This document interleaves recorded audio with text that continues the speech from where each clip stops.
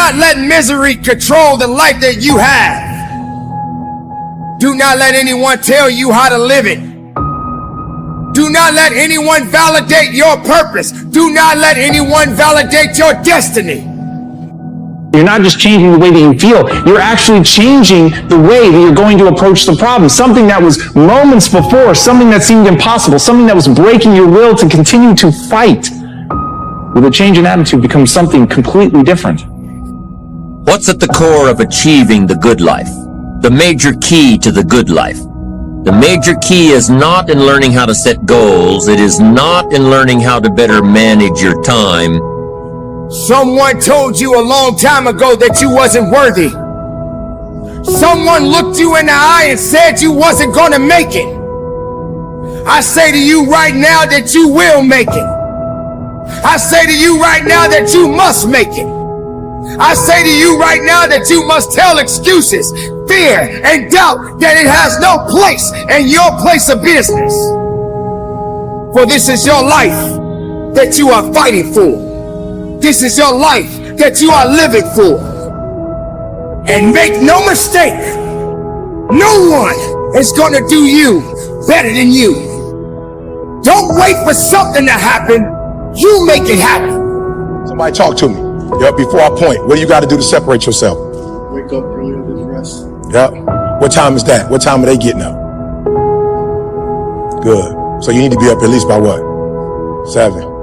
Am I better than the other motivational speakers? I don't know if I'm more talented than them. I just know I get up at 3 o'clock and put my videos out first. I just know I do 5 a day. So if you're actually better than me, nobody will know. All right, watch this. Tony Robbins back in the day, Les Brown back in the day, when you watched a 2-minute video and you ordered one of their videos, how long you think it take for the CD to get to the crib or the DVD to get to your crib? Anybody, how long you think it takes? 4 weeks. 4 weeks. I did something nobody else did. I gave away my content. I put my content out every day. You're probably in love with ET at that point. You're about to get a divorce. You just failed your bar exam. Your team just lost in the championship. You don't need motivation 4 weeks from now. I saw a gap, y'all. I saw a gap in the industry. You make it happen for a reason. And take full responsibility and control of this thing we call life.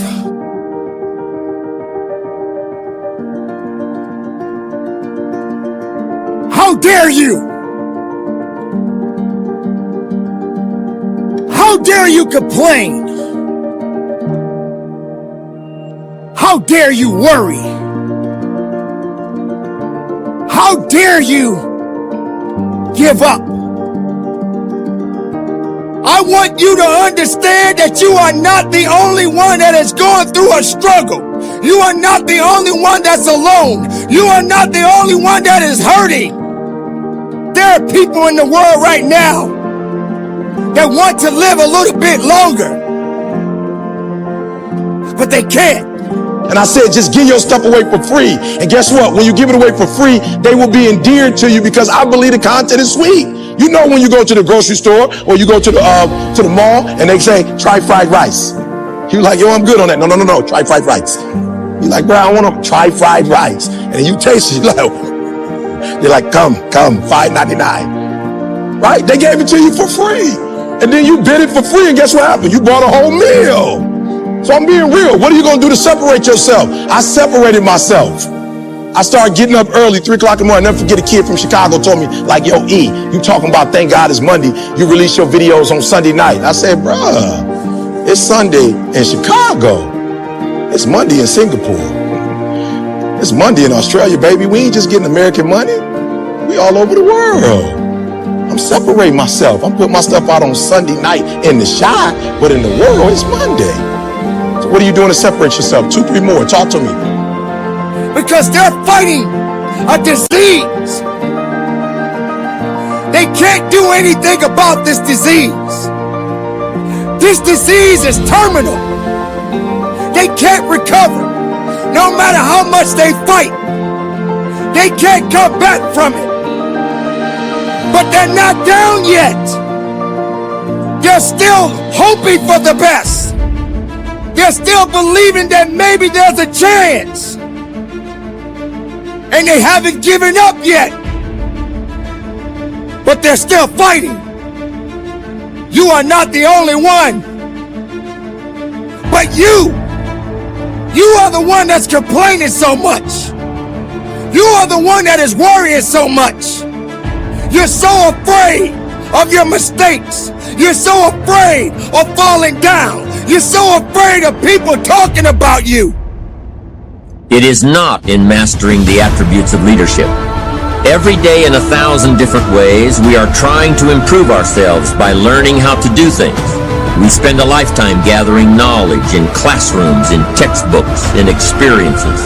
Now, if knowledge is power, if knowledge is the forerunner to success, then why do we fall short of our objectives? Why, in spite of all our knowledge and in spite of our collective experiences, do we find ourselves aimlessly wandering, settling for a life of existence rather than a life of substance? While there may be many answers to this question, the fundamental answer is the absence of discipline. Applying all that we know. That's the key word, discipline. And as Hans Selye said, adopting the right attitude can turn a negative stress into a positive one.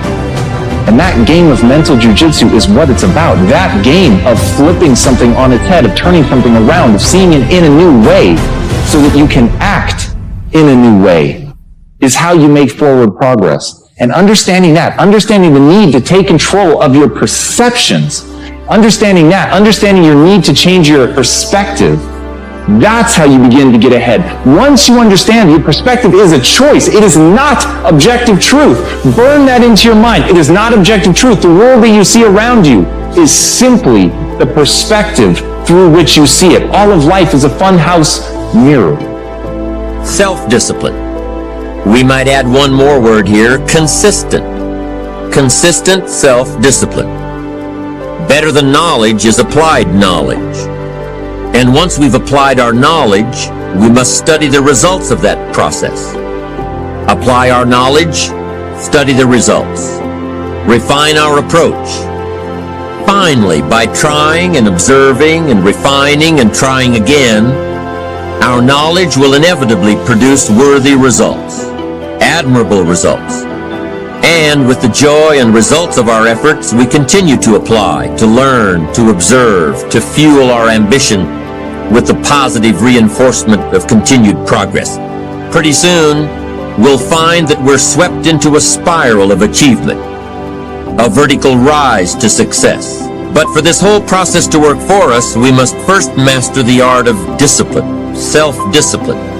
And when you acknowledge that, when you understand that you're looking at a distorted view of the way the world is, you realize that you can adopt a different distortion. You can adopt a distortion that allows you to see things more clearly, that allow you to see things in a way that empower you. And that should always be the first step, is figuring out not what is, not what you can change, but instead understanding what you need to change it to. And understanding that that change comes from inside you. It isn't a manifestation that you have to make in the outside world first. It's a change you have to make inside yourself. It is a shift of perspective. It is simply stepping to the side of what you're used to and how you're used to seeing things, and understanding that in reframing things, you take that negative and turn it into something that builds you up. But you've got to choose. You've got to decide. You've got to believe that you can do it.